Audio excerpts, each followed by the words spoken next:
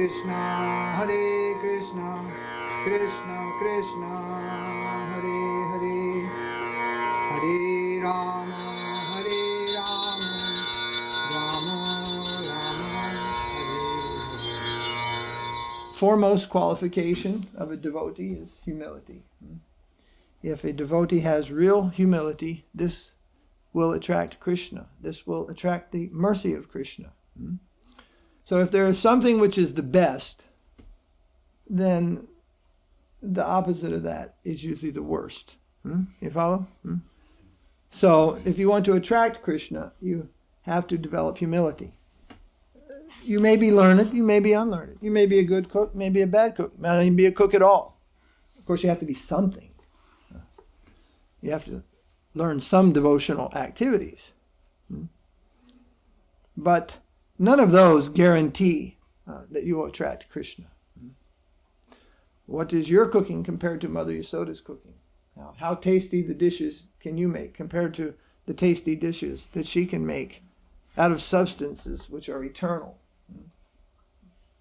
She starts with Ananda. Sat Chit Ananda is the substance of the material world. So she's making things which are themselves eternally blissful.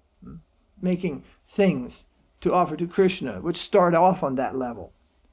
We are starting off with things which are just totally mundane and tend to spoil, putrefy, and rot.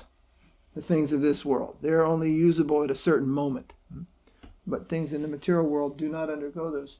In the spiritual world, do not undergo those types of transformations. And then on top of that, the level of her devotion and such. So what is our cooking in comparison? You see.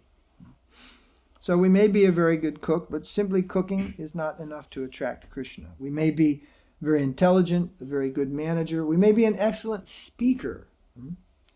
Or we may be a dumb fool by the Vedic standards. Actually, if you don't know Sanskrit, you're called uneducated in Vedic standards. It doesn't matter what else you know. If you don't know Sanskrit, you're uneducated.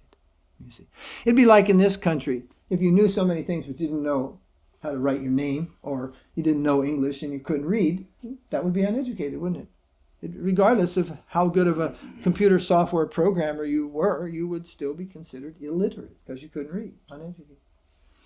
So in the Vedic standard, which is a spiritual standard of society because it is the Vedas that contain the spiritual wealth of that society, and Sanskrit is the language that it is written in, if we don't know Sanskrit, we would be considered uneducated. That's from one point of view.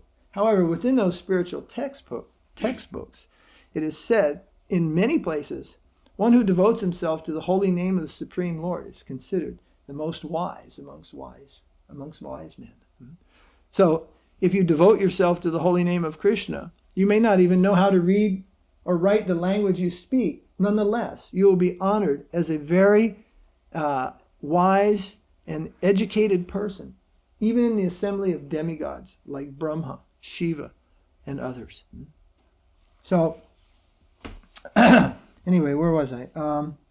So, the quality of humility, however, is the single most adorable quality of the Vaishnavas. It is, Kaviraj Goswami calls it the crest jewel in the crown of Vaishnava qualities. It is the foremost. So the opposite is the most undesirable quality that we could possibly have. And we would certainly not want to cultivate the opposite of humility, which is what? Pride. We say puffed up. There used to be a saying, the only thing that's allowed to be puffed up in the temple are the puris. Everything else should be subdued, humble, and particularly the devotees. So this humility attracts Krishna very much. In all the qualities of devotion, he finds it the sweetest. So it is said that one should take the position of a straw in the street. One should be more humble than a straw in the street. So from one point of view, the straw in the street is the most negligible thing. It's not even feedable to cows, actually. Once a straw has reached the street, we don't gather that straw anymore, even to feed the cows. It's not even sufficient as cow fodder. You see, it's lost any usefulness. Why? Because the street has so many dirty things in the street. So having come to that level. So we should consider ourselves more insignificant than the straw in the street. Well, Srila Bhaktivinoda Thakur once wrote that our position is even worse than the straw in the street. Because at least the straw in the street doesn't offer any resistance. The straw in the street is just the straw in the street. If you broom it to the left, it goes to the left. If you broom it to the right, it goes to the right. But we conditioned souls, Krishna wants to broom us to the right, we go, hey, what about my life? What about my independence? What about my freedom? We have so many whatabouts, you see. Krishna wants to move us to the left, we have some complaint. He says our condition is worse than a straw in the street because we offer resistance. We practically don't even believe that there is a God. We practically don't even believe it. And when we come in contact with so much personal information, we accept it, but then do we really believe it? Do we really believe that the Supreme Personality of Godhead came to this earth many, many thousands of times to deliver the fallen souls? Do we really believe that God is a person, an eternal cowherd boy, playing in the groves of Vrindavan with his eternal associates? Do we really believe that the spiritual world is existing? Every moment there is eternity.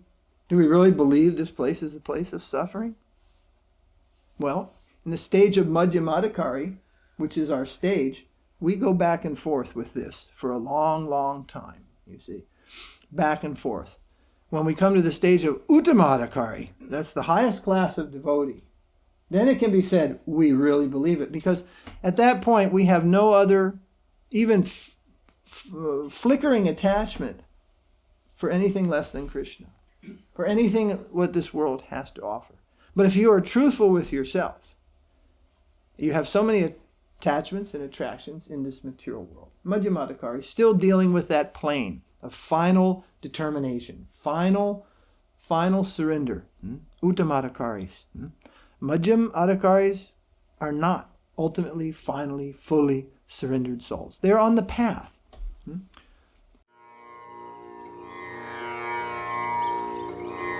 Hare Krishna, Krishna Krishna, Hare Hare, Hare Rama,